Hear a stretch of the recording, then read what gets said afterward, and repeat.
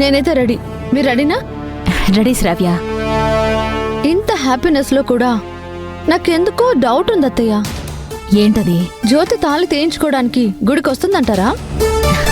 నీకెందుకు వచ్చిందా డౌటు? రాజీవే స్వయంగా తన నోటితో తాను తాళి తీసేస్తానని చెప్పాడు కాబట్టి గ్యారంటీగా వస్తుంది. రాజీవ్ చెప్పాడు కాబట్టి రాదేమో అని నా డౌట్. అంటే ఫస్ట్ టైం తాళి తీయించడానికి మీరు ముహూర్తం పెట్టించారు. రాజీవ్ ఆ పని చేయడానికి పూర్తిగా అగెనిస్ట్ గా ఉన్నాడు, జ్యోతికి సపోర్ట్ గా ఉన్నాడు. కాబట్టి జ్యోతి గుడిదాకా వచ్చి తాళి తీయించుకోవడానికి కూడా ఎదురు తిరిగింది. కానీ ఈసారి రాజీవ్ తీసేస్తానని డెసిషన్ తీసుకున్నాడు. గుడికొస్తే తాళి తీయించుకోవాల్సి వస్తుందని, రాకుండా తప్పించుకుంటుందేమో అని అనిపిస్తోంది. నీ లాజిక్ని కూడా కొట్టిపారేయలేం శ్రావ్య. కాకపోతే తాళి తీయాల్సిందే, జ్యోతి నుంచి విడాకులు తీసుకోవాల్సిందేనని రాజీవ్ గట్టి పట్టుదలతో ఉన్నాడు. కాబట్టి ఒకవేళ జ్యోతి గుడికి రాకుండా ఎగ్గొట్టినా, ముహూర్తంతో సంబంధం లేకుండా అవసరమైతే ఇంటికి వెళ్ళైనా రాజీవ్ చేత ఆ తాళి తీయిస్తాను. అందుకే నేను చాలా కాన్ఫిడెంట్గా ఉన్నాను.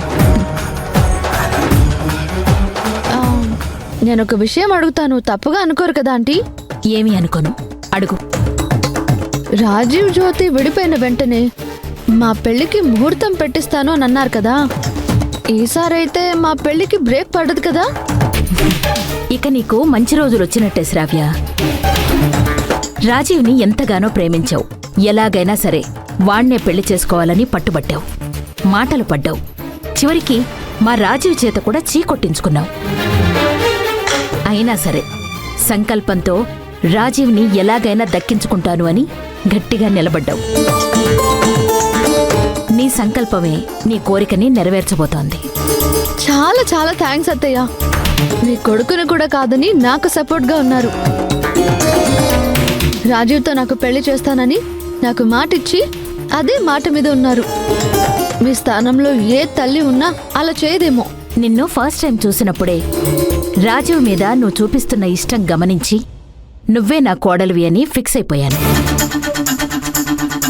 దానిమీదే స్టికానై ఉన్నాను.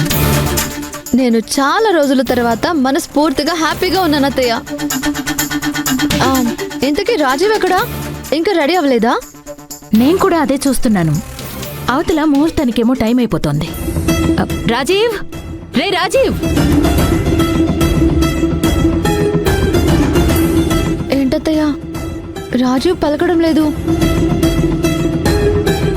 జ్యోతి అంటే ఇష్టం కాబట్టి డెసిషన్ మార్చుకునేటైనా వెళ్ళిపోయాడా? నాకు టెన్షన్గా ఉందత్తయ్య. చూద్దాం పదా.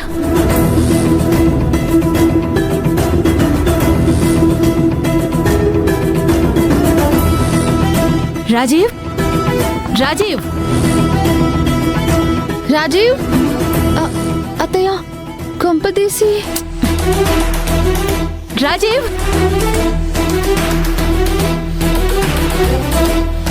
రాజీవ్! రే రాజీవ్! ఎంత పిలిచినా పలకమేంటి రాజీవ్? ఎంత టెన్షన్ పడ్డానో తెలుసా? వినిపించలేదమ్మా. సర్లే పద, గుడికి వెళదాం. ఏమైంది రాజీవ్? తాళి తీసేస్తాను అని నువ్వే చెప్పావు, నువ్వే ముహూర్తం పెట్టించావు. మళ్ళీ ఏంటి ఇప్పుడు? పద వెళ్దాం, రా.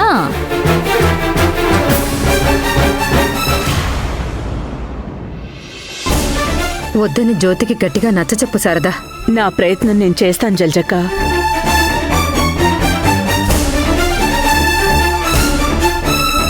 శారదమ్మా, నేను బయలుదేరుతున్నాను. వద్దు జ్యోతి, నా మాట విను. నీ చేతులారా నువ్వే నీ జీవితాన్ని నాశనం చేసుకోకు. నిర్ణయం తీసేసుకున్నాను శారదమ్మా, మార్చలేరు. రాజీవ్ గనక ఒక్కసారి నీ మెళ్ళో ఉన్న తాళిని తీసేశాడు అంటే శాశ్వతంగా నీ భర్తకి నువ్వు దూరంగా ఉండాల్సొస్తుంది. ఆడదాని జీవితానికి అంతకంటే నరకం మరొకటి ఉండదు. గుడికి వెళ్ళొద్దు జ్యోతి. ఏం కాదు శారదమ్మా. అంత తేలిగ్గా కొట్టిపారేస్తావేంటి జ్యోతి? జీవితం అంటే ఆటలు అనుకున్నావా? అర్థం చేసుకో. మొగుడిని వదిలేస్తే ఆడదాన్ని జనాలు ఎంత హీనంగా చూస్తారో తెలుసా? అనుభవించిన వాళ్ళం. ఆ బాధ చాలా దారుణంగా ఉంటుంది. నీ జీవితం అలా కాకూడదనే చెప్తున్నాం. అమ్మా జ్యోతి, ఆవేశంతో నిర్ణయాలు తీసుకుంటే అనర్థాలే జరిగేది. అడుగడుగునా సూటిపోటి మాటలు, జాలి చూపిస్తూనే పదునైన విమర్శలు ఎదుర్కోవాల్సొస్తుంది. రాజీవ్ కోపంలో ఆ మాట అనుంటాడు. నువ్వు ఒకసారి మాట్లాడి చూడు. నువ్వంటే ప్రాణం కాబట్టి తన మనసు కరుగుతుంది. నిన్ను వదులుకోవడానికి అస్సలు ఇష్టపడ్డు. ఈరోజు కాకపోతే జీవితాంతం ఇద్దరు బాధపడాలి. తెలుసు శారదమ్మా. అది కాదమ్మా, నేను చెప్పేది విను. నేను వెళ్తున్నాను శారదమ్మా. జ్యోతి, ఏంటి శారదా ఇది? రాజీవ్ గనక జ్యోతి మెళ్ళో తన తాళి తీసేస్తే అందుకు కారణమైన నేను జీవితాంతం బాధతో కుమిలిపోవాలి.